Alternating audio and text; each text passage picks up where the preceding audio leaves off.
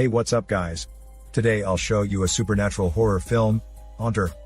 Spoiler ahead, watch out and take care. This morning, Lisa is awakened by her brother's voice. Such a routine is nothing new to her. In fact, she realizes it is the same day she always goes through. Soon after, her mom asks her to do laundry, while her dad repairs their car. It is the same foggy day, and the phone in her house stops working. Apparently, Lisa's family lives their life in complete isolation, without any interactions with others. After running mom's errands, Lisa proceeds to play her favorite clarinet. At this moment in time, mom demands Lisa to come down for a talk. Lisa already knows what is going to happen next. The lunch menu is cheese spaghetti, and dinner is served with meatloaf. At 8 p.m. sharp, they watch the same episode of Murder, She Wrote. Knowing it will be the same for the rest of eternity, Lisa is rather upset. However, her family members know nothing about the repetition, and do not buy what Lisa says. Desperate, Lisa decides to break the cycle by doing something different. Comes the next morning. Lisa is awakened by brother's voice from the walkie-talkie, but this time around, when she does laundry on the ground floor, she hears a strange sound from the back of the washing machine. She attempts to move it aside to see what is behind. Unexpectedly, the cover of the adjacent washing machine drops down, making a loud noise. Stunned, Lisa leaves the basement. As she walks past the hallway, the phone suddenly rings. Lisa picks it up, but no one speaks up. She then returns to her room to play the clarinet. Before she practices any song, she hears someone calling her from the air ducts. Lisa approaches the air ducts to take a closer look, but mom calls her to go downstairs. And then the same things take place over and over again. At night, Lisa cannot fall asleep. Apparently, she spots someone else standing at her door. Immediately after, the person walks away. To investigate, Lisa boldly opens the door and steps out of her room. Following the uninvited figure, she takes the stairs up to the attic.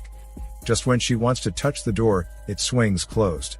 Lisa is shocked and returns to her room in haste.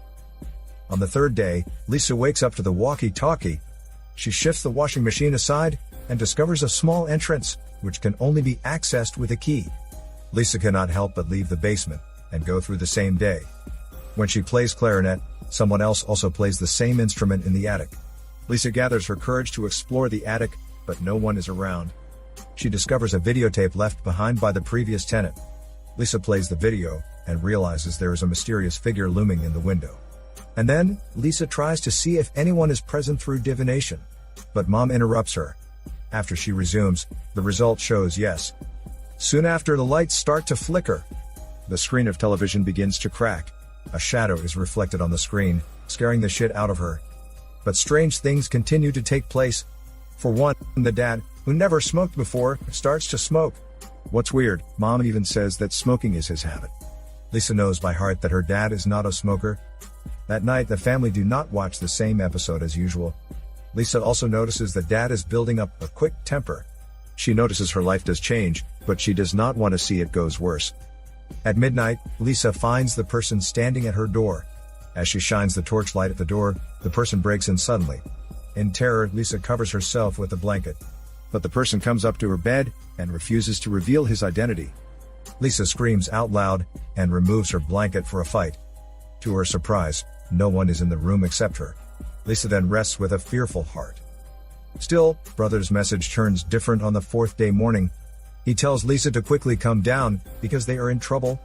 It turns out their parents are quarreling. Dad questions Lisa if she steals his spark plug. Lisa shakes her head, as she has not seen such a thing before. Suddenly, someone knocks on their door. Mom answers the door and finds it to be a wireman, who claims coming over to fix their telephone. The man wears a pair of sunglasses and a faint smile. Lisa follows wireman up to the second floor, and finds out that he is not doing any repairs. Instead, he sits on Lisa's bed, and questions her when she knows about it. Lisa replies about a week. Before wireman leaves the room, he tells Lisa not to respond to any strange sound in the house. He emphasizes that if Lisa ever tries to contact any living man, her family will be doomed. Later, everything resumes to normal. Her parents seem to totally forget about their quarrel earlier. Lisa feels restless, and goes out riding on her bicycle. Her journey is jeopardized by the fog. As she continues to paddle forward, she sees her garage ahead. Though she changes her direction, it always ends up going to the garage. Back to the attic, Lisa tries to get some clues from her divination equipment. However, it does not work. Disappointed, she returns to her bedroom. A girl is lying on her bed. As Lisa walks to the bed, the girl suddenly gets up and grabs her hand, pleading for help. Before vanishing, the girl tells Lisa to look at what is under the floor tiles. However, Lisa is terrified and faints away. The fifth day begins with brother's routine message. Lisa remembers the girl's words and uncovers a photo album below the floor mat. It contains many newspaper clips dating back to the year 1953. On average, a girl is reported missing every 1 to 2 years. Their details are kept in the album. On the last page of the album, Lisa finds a key. She proceeds to unlock the entrance behind the washing machine and enters an aging chamber. Lisa explores the bottom of the chamber, the most humid part. There, she discovers a bottle of ether and many girly accessories. At the end of the chamber, she sees a girl who is burnt in the furnace. Right then, Lisa flees the chamber in fear. During breakfast, the telephone rings and Lisa is called to answer it. It's Wireman, who threatens Lisa not to be a busybody or open any closed doors. Lisa wants to defend herself, but Wireman hangs it up very soon. As Lisa goes back to the dining table, she finds Edgar, whom brother often mentions to her, appears beside brother. Though he interacts with brother, dad and mom seem to live in oblivion to such a fact. All of a sudden, Edgar swiftly moves to her back and reveals that they can only see him when he allows. After Edgar disappears, Lisa finds her family members all dead. As time flies, her family members decay fast. At last, their corpses turn into dust and float in the air. Lisa breaks down in grief, calling out, "Do not leave her alone." However, mere seconds later, her family is back alive and standing around her. Relieved, Lisa hugs them and sheds tears of joy. Back to her room, she again hears someone calling her from the air ducts. Lisa regrets that her actions have changed the course of her life, and she wants to restore their routine. Sometime later, Lisa senses that water is running at some part of the house. She moves to the washroom to check if the water tap is closed.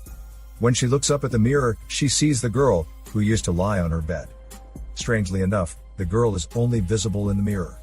When Lisa tries to touch the girl's face, it switches to her own face. In a flash, she is teleported to another house. There, she steps out of the washroom and finds a photocopied newspaper on the desk. The article says Lisa's family was murdered on April 23, 1985. She recalls Wireman telling her she is dead. And then Lisa walks downstairs and learns that the girl is named Olivia. Olivia's family of 4 is going through something similar to Lisa's. Olivia's mom is setting the dining table and Olivia's dad is repairing their car. When Lisa walks into the garage, Olivia's dad is agitated due to the broken car. He shouts at Lisa, and she faints out of shock. Later, she regains consciousness at her own house. Dad and mom bring her to her room for a rest. After her parents leave the room, Lisa calls Olivia, but she does not respond. Unexpectedly, brother tells Lisa through the walkie-talkie that Edgar is going to punish her. Lisa asks brother his location and understands that he is in a secret cave. Worrying about brother, she searches for him in the chamber. She even takes up her courage to walk into the furnace. Surprisingly, brother says he lies to her, and he is now in the attic. Following a loud noise, Lisa is shut in the furnace suddenly. Though she pleads for a release, no one cares about her. After a while, Lisa calms down and starts to find her way out. She digs up the ashes and uncovers a ring. As she picks up the ring, the ventilation opening at the top of the furnace suddenly flies open. Seeing a chance to escape, Lisa climbs up with all her strength. Evading it, she arrives at a garage unfamiliar to her. She walks around and bumps into another girl with brown hair who is trying to break open the garage door. After some observation, she finds her to be the very first brown-haired girl kidnapped according to the photo album. The girl introduces that she was kidnapped by a man yesterday and brought here. Lisa seems to realize something. She shows the girl the ring, which is identified as the girl's. Lisa then shares with the girl her discovery so far, and reveals that their experiences are similar. In fact, they have been trapped in this same house. The reason why Lisa is able to see the girl is because she got her ring. Now the girl needs to break the time loop. In a flash, Lisa is back in her own garage, where she finds a bottle of ether. Piecing up all information, she concludes that her family was killed by Dad, but Dad must be instigated by someone else to do so. Lisa seeks brother in the living room and confirms with him if he knows they are all dead. Brother answers her in complete composure that he is aware, for he finds his missing spectacles. He tells Lisa not to fear. As long as they remain in the house, their life will continue without any issues. Now Lisa comes to sense that Olivia is seeking her help and decides to rescue Olivia's family. Remembering that she saw a clarinet at Olivia's house, she begins to play her clarinet. While playing, her spirit possesses Olivia. Lisa swiftly leaves a note on Olivia's body, telling her to leave the house.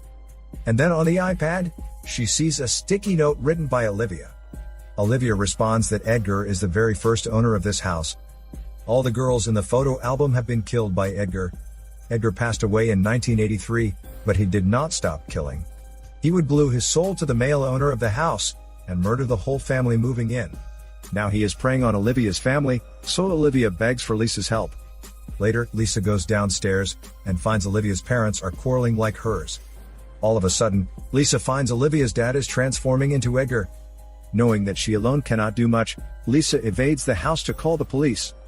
But because Lisa is dead, no ghost could leave the premises of this house, so Lisa faints on the lawn before she can go far. Soon after, Lisa awakes in her own bedroom. By now, Mom has realized they are trapped, and only Dad is not in the know. Lisa travels to the garage and finds the spark plug Dad is searching for. Thanks to that, Dad is able to recall what happened in the past, and then the family sticks together. Since they are all awakened, their souls are allowed to ascend to heaven. But Lisa is so kind that she stays behind to pull Olivia out of the mess. She witnesses how Edgar killed his own parents when he was a teen. It turns out that Edgar is born a serial killer. In a split second, Lisa possesses Olivia's body and enters the chamber behind the washing machine. This time around, she picks up all the accessories of the missing girls and calls out their names one by one. She explains to them the whole thing. At this point in time, Edgar shows up behind Lisa and forces her out of the house. Lisa stands at the door, having nowhere to go. In a pinch, all the missing girls appear around Edgar, and together, they drive him to hell. Olivia's family is finally saved. At the end of the film, Lisa's family finally embraces a brand new day, and their souls are free to enter heaven. This is Daniel CC Movie Channel. Stay safe and enjoy your day.